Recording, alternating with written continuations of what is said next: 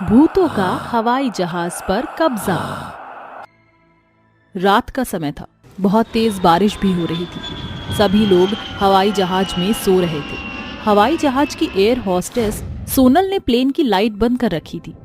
तभी प्लेन के अंदर एक औरत के रोने की आवाज आती है।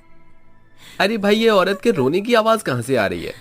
वह आदमी एरोप्लेन की एयर होस्टेस सोनल को बुलाता है और उससे कहता है, देखिए मैडम, कभी रोने की आवाज आ रही है, कभी औरत के घुंघरू बजने की। ये एरोप्लेन है या फिर कोई भूतिया प्लेन? सर आप चिंता मत कीजिए, मैं अभी चेक करती हूँ और समस्या को दूर करती हूँ। सोनल पूरे प्लेन में चेक करती है, लेकिन उसे किसी भी औरत के पैरों में पाजेब या परेशान औरत दिखाई नहीं देती। तभी वह अपने मन ही मन सोचती है, अरे जब यहाँ कोई भी औरत नहीं है तो ये आवाज कहाँ से आ रही है? कहीं ये वही तो नहीं? अरे नहीं, मैं बेकार में ही इतना सोच रही हूँ। ये सोचकर सोनल अपनी सीट पर जाकर बैठ जाती है, जिसके बाद उसे अपनी बगल वाली सीट पर किसी के बैठने का एहसास होता है। तभी वह अचानक से उठती है। अरे मुझे ऐसा लगा जैसे कोई मेरे पास बैठा है। लगता है मुझे कोई वहम हो गया है। एक काम करती हूँ, टॉयलेट हो आती हूँ। सोनल टॉयलेट जाती है। जैसे ही वह टॉयलेट का दरवाजा खोलती है, उसे एक भयानक चुड़ैल टॉयलेट के अंदर दिखाई देती है, जिसे देखते ही वह बहुत डर जाती है और टॉयलेट का दरवाजा बंद करके वापस अपनी सीट पर आकर बैठ जाती है। वो आ गई। वो वापस आ गई। अब वो किसी को नहीं छोड़ेगी, सबको मार देगी। सोनल बहुत घबरा जाती है। तभी प्लेन में बैठे हुए एक रोहन नाम के लड़के की नजर प्लेन की छत पर पड़ती है, जहां उसे एक एयर होस्टेस की ड्रेस में बहुत ही भयानक चुड़ैल प्लेन की छत पर चढ़ते हुए दिखाई देती है। रोहन उसे देखकर चिल्लाने लगता है, चुड़ैल, प्लेन में चुड़ैल, राम राम राम राम राम राम राम, मुझे कोई बचाओ इस चुड़ैल से। यहाँ तो चुड़ैल भी है। चुड़ैल के पीछे से एक भूत निकल कर आता है, जिसकी शक्ल बहुत ही डरावनी होती है। चुड़ैल और भूत को देखकर प्लेन में भगदड़ मच जाती है। चुड़ैल एक आदमी को पकड़ती है और उसको खाने लगती है। वहीं भूत भी एक आदमी को पकड़ता है और उसे खाने लगता है। भूत और चुड़ैल दोनों मिलकर प्लेन में आतंक मचा देते हैं। तभी सोनल कहती है, छोड़ दो इन्हें, क्यों मार रहे हो इन बेकसूरों को? इन्होंने तुम्हारा क्या बिगाड़ा है? तुझे बताऊं क्या बिगाड़ा है? तू तो सब जानती है ना। वैसे मुझे तेरे खून की खुशबू आ रही है। आज तुझे भी मार कर खा जाऊं, फिर मेरा बदला पूरा हो जाएगा। नहीं छोड़ूंगा, किसी को भी नहीं छोड़ूंगा। सबके सब मरेंगे, तुम्हें भी खा जाऊंगा। तुम लोगों ने हमें मरने के लिए छोड़ दिया और खुद बचकर आ गए। मैं तुम सबसे बदला लूंगा। नहीं नहीं, तुम हमें गलत समझ रहे हो। हमने तुम्हारे साथ बुरा नहीं किया। हमारी बात को समझने की कोशिश करो। तभी प्लेन के पायलट विक्रम को प्लेन के अंदर भगदड़ की आवाज सुनाई देती है, जिसके बाद वह अपने पार्टनर से कहता है, लगता है प्लेन में कुछ गड़बड़ है, मुझे जाकर देखना चाहिए। तभी विक्रम अपनी सीट से उठकर अंदर जाकर देखता है। जैसे ही वह अंदर पहुंचता है, अंदर का नजारा देखकर उसके पैरों तले जमीन खिसक जाती है। तुम यहाँ कैसे? तुम तो मर गए थे ना? हाँ, हम मर गए थे, लेकिन अब हम तुझे मारे बिना यहाँ से कहीं नहीं जाएंगे और अपनी मौत का बदला लेंगे।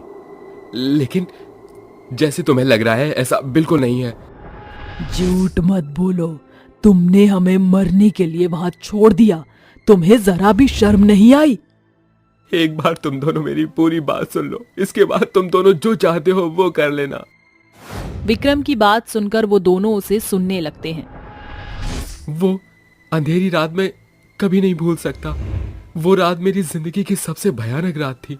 तुम तो जानते ही हो, उस दिन प्लेन का पेट्रोल खत्म हो गया था, जिसकी वजह से हमें आइलैंड पर अपने जहाज को लैंड करवाना पड़ा था। उस दिन हमारे पास और कोई चारा भी नहीं था। बहुत जोर से बारिश हो रही थी। हमने तुम दोनों को बचाने की बहुत कोशिश की, लेकिन अगर हम उस दिन वो कदम नहीं उठाते तो शायद प्लेन का एक भी इंसान बच नहीं पाता।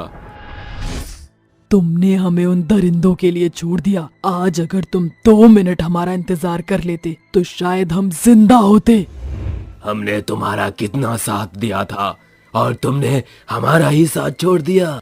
एक बार मेरी पूरी बात सुन लो। उस रात जब तुम पहाड़ के सबसे ऊंचे वाले हिस्से पर धुआं करके मदद मांगने की कोशिश कर रहे थे, तभी अचानक से हमें बहुत ही अजीबोगरीब आवाजें आई। मैंने और सोनल ने उन आवाजों का पीछा किया और फिर जो हमने देखा उसके बाद हमारी आंखें फटी की फटी रह गईं।